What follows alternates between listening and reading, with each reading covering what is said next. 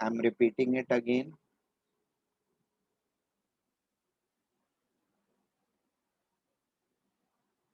The ethane, ethene, and benzene, all three of them are being formed from gaseous atoms, and they are producing this much amount of energy respectively. From this data, we have to calculate the resonance energy of benzene compared with 1 kcul structure. The bond enthalpy of CH bond is this much. CH bond की bond enthalpy दी हुई है. Now, from these informations, we can write the first equation, ethane का formation from gaseous carbon and gaseous hydrogen, as 2 gaseous carbon, 6 gaseous hydrogen combines to form ethane. In ethane, there is going to be 6 carbon hydrogen bonds and 1 carbon carbon bond. Now, for any reaction, the delta H of the reaction can be written as bond energy of reactants, sigma bond energy reactants, B reactants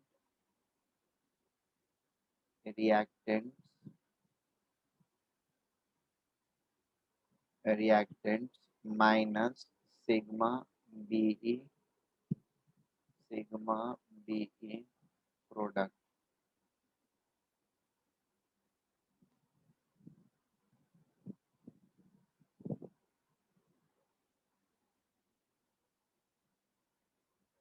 sigma B reactants minus sigma B products. ठीक है. और sigma B reactants यहाँ पर it is going to be zero because carbon is in gaseous state and hydrogen is also in gaseous state. Gaseous state में separated atoms ये already हैं, तो इनको अलग से फिर से सेपरेट करने की जरूरत नहीं है. That means no bond energy will be invested in them. Therefore reactants की bond energy is zero. Minus 6 into bond energy of product, that is 6 carbon hydrogen bond, plus 1 bond energy of carbon carbon. इसको solve करने से we get the value of bond energy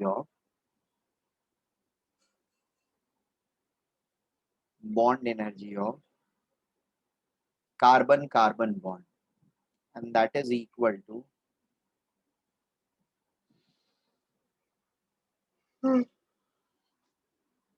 this energy minus, इधर आकर के plus हो जाएगा, -2839.2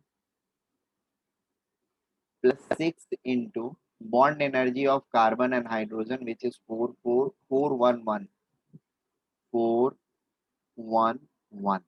That is -2839.2 plus 2466, right?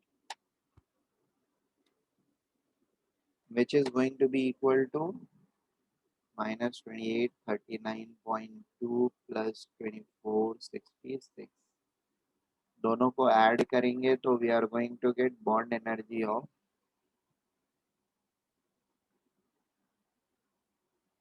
अच्छा sorry, यहाँ पर एक माइनस साइन भी रहेगा, ये माइनस साइन इसके पहले भी है ना, so minus sign will be there, or we can say that bond energy carbon carbon single bond is going to be 2839.2 minus 2466. Subtract करेंगे, it is going to be 2,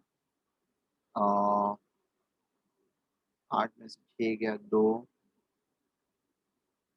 और 13 में से 6 गया 7,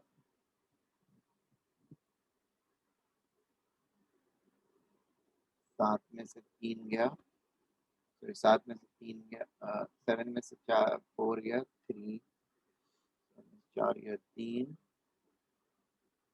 0. So it is going to be 372.2 kilojoule per mole. Bond energy of carbon carbon single bond. Similarly ये second वाले equation को अगर हम लोग सॉल्व करेंगे तो यहाँ पर हमारे पास क्या बनेगा, एक कार्बन कार्बन डबल बॉन्ड बनेगा और 4 कार्बन हाइड्रोजन सिंगल बॉन्ड्स बनेंगे. ठीक है. तो सेकेंड वाले को सिमिलरली अगर हम लिखते हैं, this is equal to -2275 minus 2275.2 is equal to 0 minus 4 into bond energy CH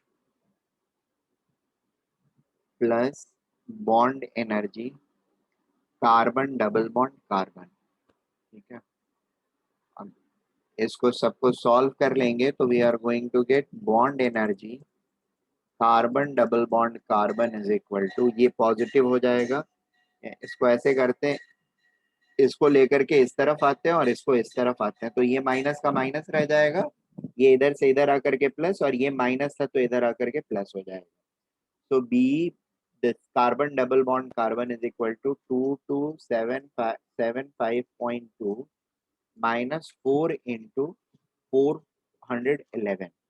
ठीक है, that is equal to 2275.2 minus 1644. इसको सॉल्व कर लेंगे and the answer will be 631.2 kilo joule पर मोल। Is it okay?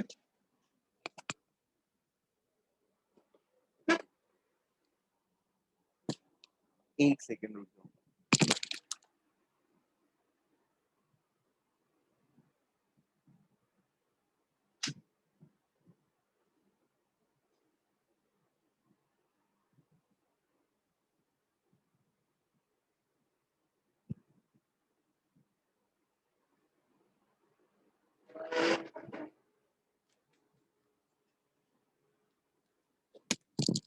The next thing in this is basically KQL structure जो है वो क्या होता है, that is something which we need to understand. KQL structure is this structure proposed by KQ. He suggested that alternate carbons के बीच में this carbon is attached to the other carbon with a double bond.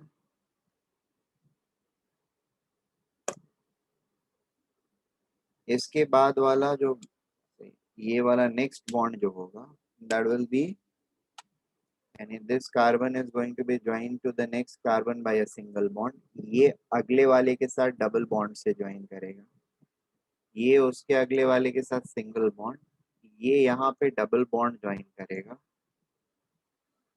ठीक है, this is how the Kekule structure is, और ये सारे carbon एक एक hydrogen से अटैच्ड होंगे। ठीक है, एक्चुअली केक्यूल को सपना आया, ये सारे बंदर हैं, दिस इज बंदर 1, बंदर 2, बंदर 3, बंदर 4, बंदर 5, बंदर 6, they are standing like this way.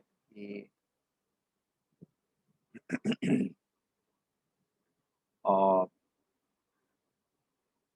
Basically हर बंदर के पास 2 हाथ 2 पैर 4 चीजें होंगी, राइट। ये बंदर के 2 पैर को इस बंदर ने अपने दोनों हाथों से पकड़ रखा है।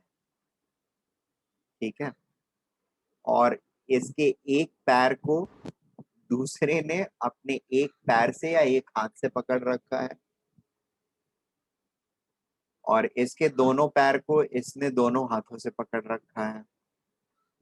ठीक है, दूसरे हाथ से इसने एक केला पकड़ रखा है, इसने एक केला पकड़ रखा है, इसका एक हाथ या एक पैर फ्री है जिससे इसने एक केले को पकड़ रखा है। ऑल हाइड्रोजन वेयर केला is in dreams, in his dreams, and these carbons were बंदर। तो बंदर और केले से बनाना एंड मंकी स्ट्रक्चर से द केक्यूल अगले दिन उठ करके और ये बेंजीन का पजल सॉल्व किया। ठीक है, this is Indeed one structure. और इसी तरह का एक दूसरा स्ट्रक्चर भी होता है, the only thing is this bond moves to this place, this bond moves to this place, this moves to this place, the entire things remain same. ठीक है, but the bonds has actually moved. This is called delocalization or resonance. इससे ये structure बनता है जिसमें हर carbon के बीच में एक एक सिंगल बॉन्ड तो रहता ही है, और दूसरा बॉन्ड जो रहता है वो सिंगल और डबल बॉन्ड के बीच का बॉन्ड रहता है. That is neither full single nor full double. It is like this. This is the real structure of benzene. ठीक है. अब एक्सपेरिमेंट जब हम कर रहे हैं, जो कि यहाँ पर हो रहा है, इन दोनों को कंबाइन कर रहे हैं तो C6H6 बन रहा है बेंजीन, जिसका डेल्टा H नॉट फॉर्मेशन ये है जब ये गैसियस कार्बन और गैसियस हाइड्रोजन से बन रहा है. राइट. तो जो यहाँ पे बन रहा है benzene, this is this benzene. इसका फॉर्मेशन एनर्जी कितना है? ये वाला है. अब इसका फॉर्मेशन एनर्जी कितना है, दैट इज समथिंग जो कि हम इन बॉन्ड एनर्जीज के बेसिस पर निकाल सकते हैं. तो इसका formation energy let us try to calculate. और इसके फॉर्मेशन एनर्जी में से इसके फॉर्मेशन एनर्जी को अगर हम सब्ट्रैक्ट कर देंगे तो we will get the resonance energy. Right. ये थ्योरेटिकल स्ट्रक्चर है, या इसके फॉर्मेशन में जो एनर्जी मिलेगा हमको, that is our theoretical formation energy. And theoretical formation energy minus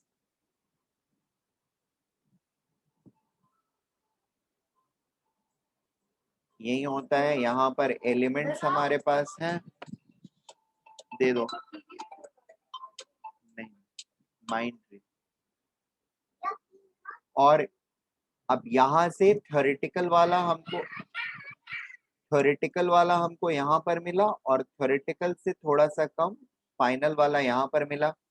this is final experimental वाली वैल्यू. एक्सपेरिमेंटल वाली वैल्यू में से थ्योरेटिकल वाली वैल्यू को सब्ट्रैक्ट कर लेंगे, we are going to get delta H resonance. Right. ये एलिमेंटल स्टेट है.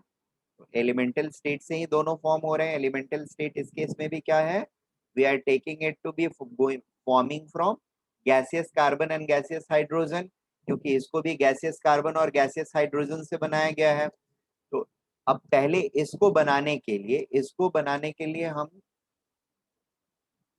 थ्योरेटिकली अगर वर्कआउट करेंगे तो 6C gas plus 6H gas ये इस तरह से रिएक्ट करके ये बनाएगा.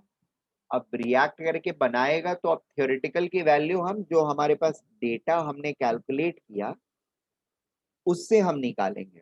क्योंकि यहाँ पर अगर हम ये अज्यूम कर रहे हैं कि एक 3 डबल बॉन्ड है, 3 कार्बन कार्बन का सिंगल बॉन्ड है और 6 कार्बन हाइड्रोजन का सिंगल बॉन्ड है, तो टोटल एनर्जी कितनी होनी चाहिए? तो delta H not theoretical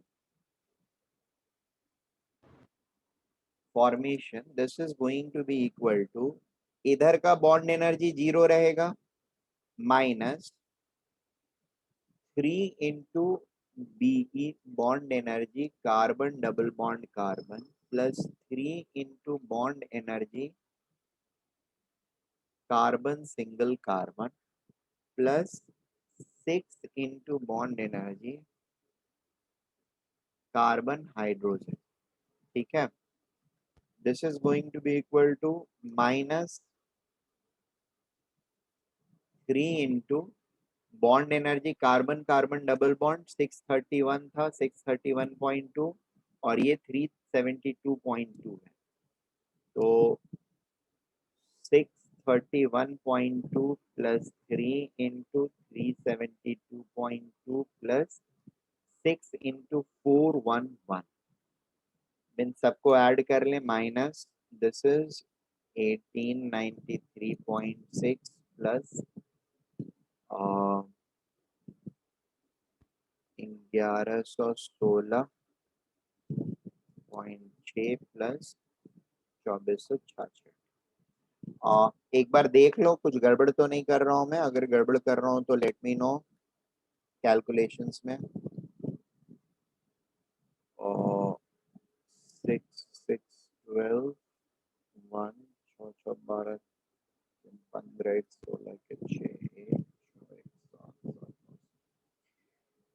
1 8 4 1 5 5 8 13 13 11 4 1 2 1 3 4 4 1 5.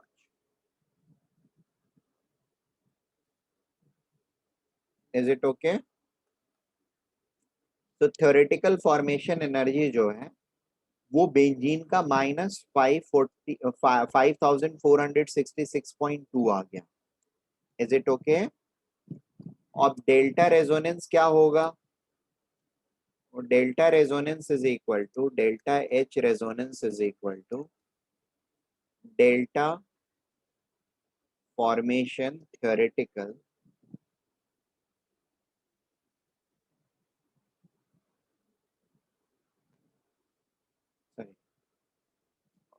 Delta H formation experimental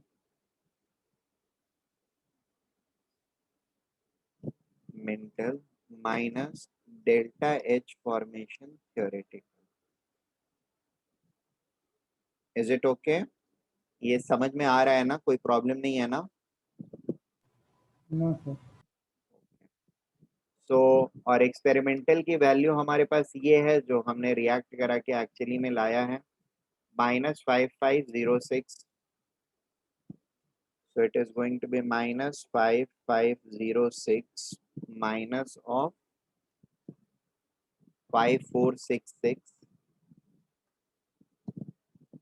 minus of 5466.2. This makes -5506 plus 5466.2 is equal to 0.8. 15 में से 6 गया 9, 9 में से 6 गया 3.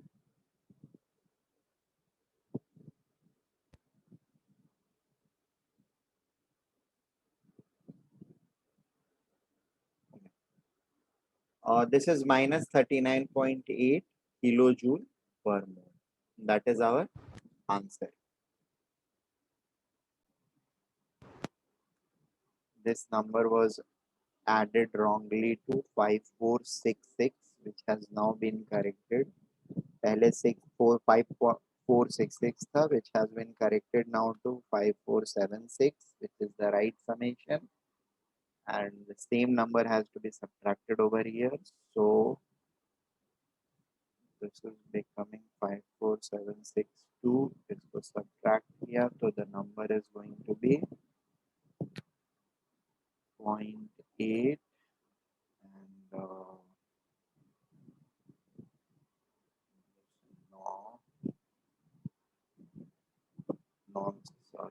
2 -29.8 किलोजूल पर मोल. ठीक है, 10 यूनिट्स का गड़बड़ हो रहा है.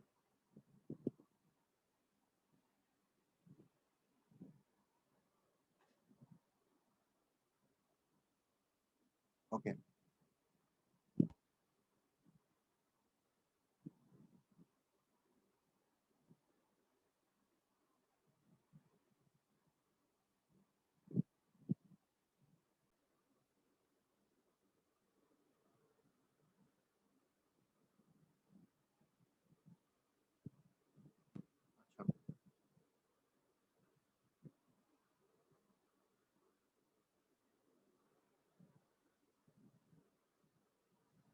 Hello hello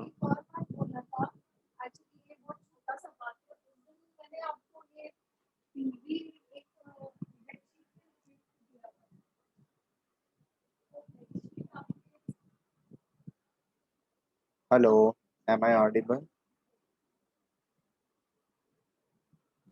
Am I audible?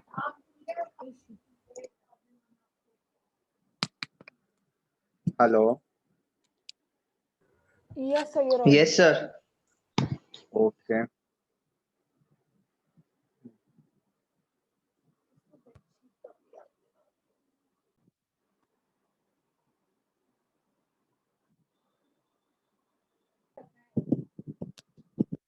solid and it produce alumina and iron.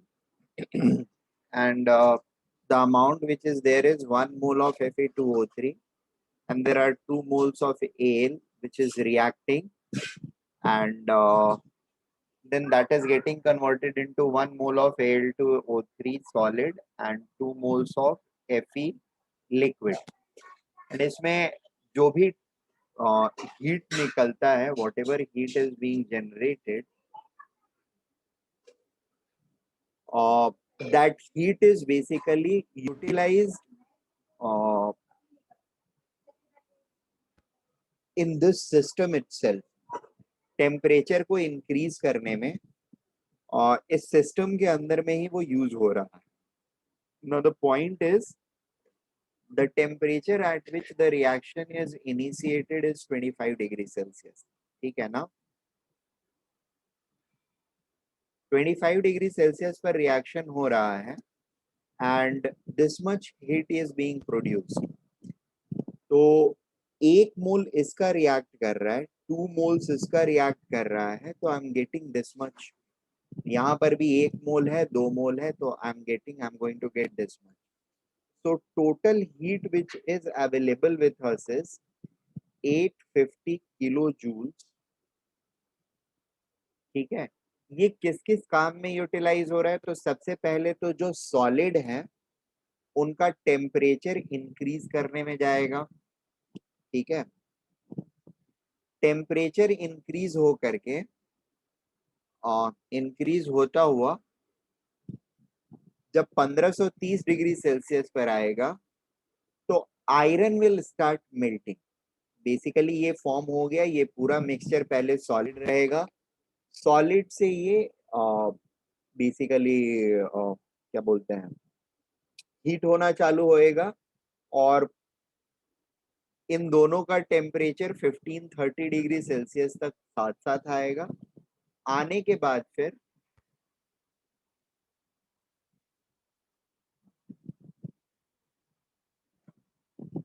iron will start getting converted into liquid iron, and it will utilize heat from it to get converted into liquid iron. Liquid iron में convert होने के बाद फिर से उसका temperature rise होना चालू होएगा. ठीक है, तो जो चीज सॉलिड में, अब एल्यूमिना जो होता है इसका मेल्टिंग पॉइंट बहुत हाई होता है, so this is not going to get converted into liquid state. This will remain as liquid. ठीक है, but this one is going to get converted into liquid and it will get converted at 1530. So यहाँ पे हम calorimetry का equation जो होता है that we are going to put. सबसे पहले the temperature of system will rise from 25 degrees Celsius to 1530 degrees Celsius. So the temperature difference will be 1530 minus 25 degrees Celsius. और यहाँ तक पूरा सिस्टम जो ये है और जो ये है, ये दोनों के दोनों हीट होंगे. What is the mass of this and what is the mass of this? This is going to be 1 mole, this is going to be 2 mole. 2 mole of iron means 56 into 2 that is 112 हो जाएगा. और इधर का wait क्या आएगा? तो 13 26 27 27 into 2 plus 16 into 3, ये 54 हो जाएगा. 54 plus 48 that is 102, right? So this is 102 grams and this is 112 gram. The total is 224 grams. Am I right? 224 ग्राम इतना डिग्री सेल्सियस से राइज हो रहा है and the capacity is 0.8 gram per 8 joule per gram per degree Celsius. Is it okay?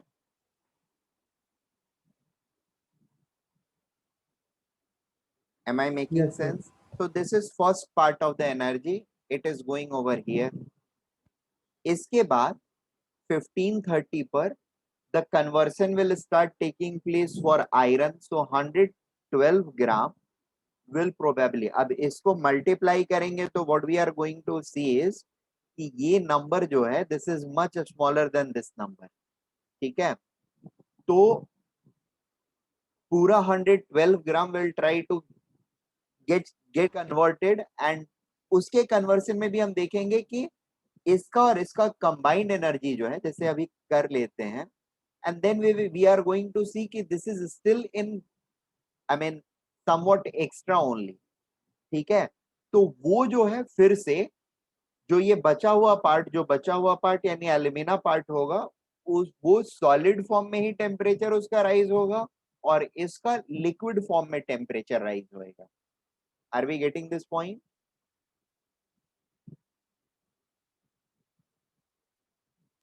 Yes, sir. And they will try to attain a equilibrium temperature, और ये तीनों Q का summation जो होगा वो इसके बराबर होगा। तो इसको एक बार हम लोग मल्टीप्लाई कर लेते हैं, और जस्ट अगर कैल्सी है आप लोग के पास तो एक बार मल्टीप्लाई करके देख लो। और this will then be equal to maybe 102.8 into temperature minus 1530 plus 112 into 1.5 into T minus 1530। इन दोनों का मल्टीप्लिकेशन और एडिशन करके फाइनल नंबर मुझे बताओ, तब तक मैं इधर वाली चीजें सॉल्व करके रखता हूँ। This is going to be 81.6 plus this one is 112 plus 56 168 into T minus 1530 0.69।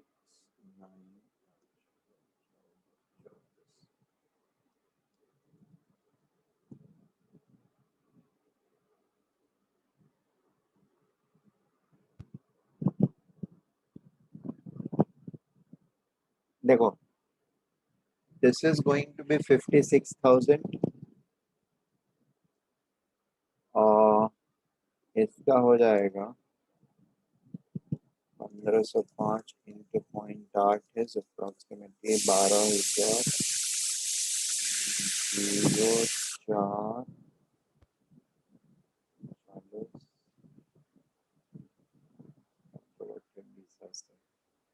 1204 में 224 24 तो 224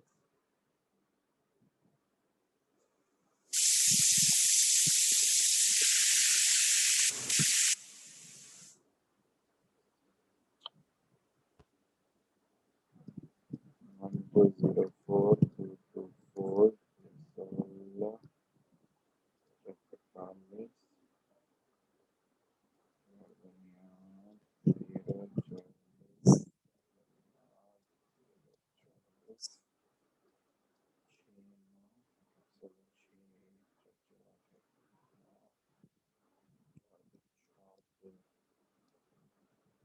So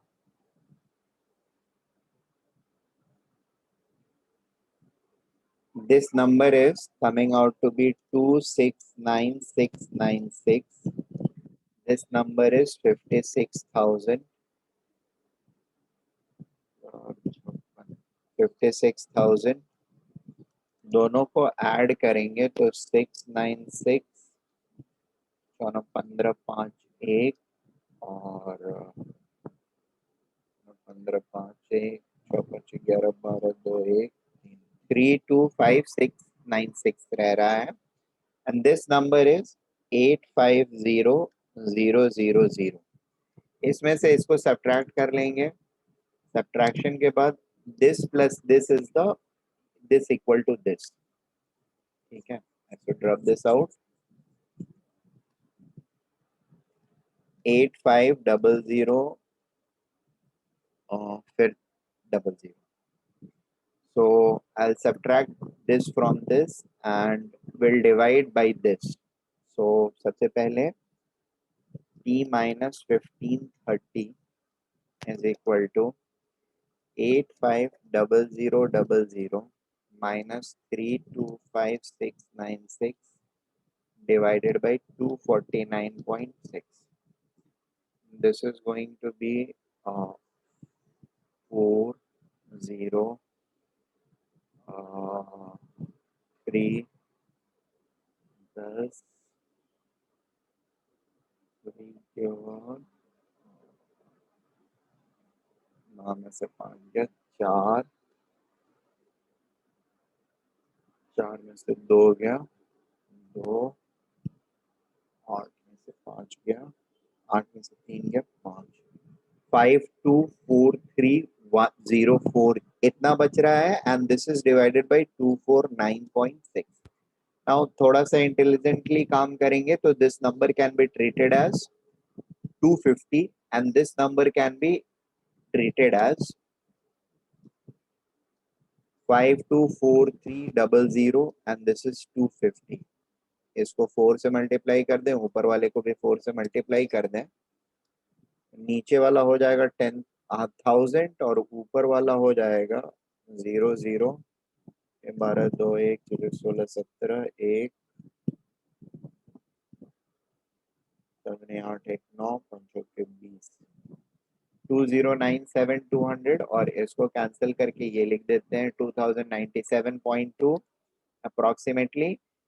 Thus T is going to be equal to 2097.2 plus 1530.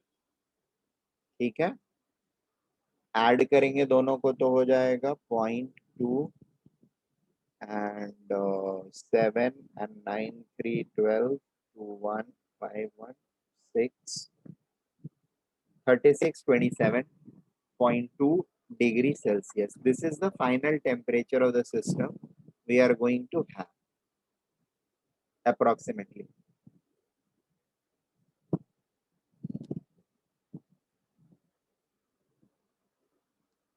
Is it okay?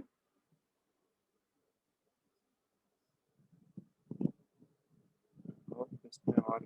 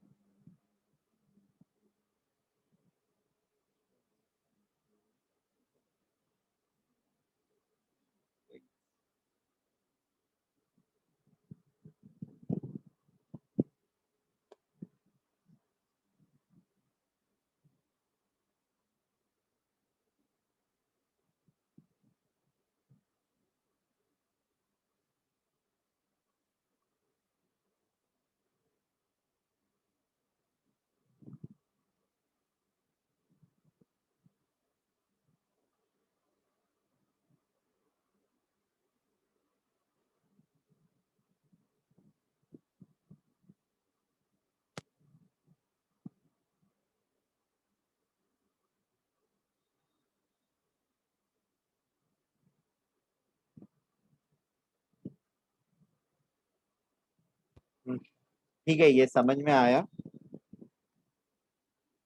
Yes sir. Yes, sir. Okay. इसको note कर लो.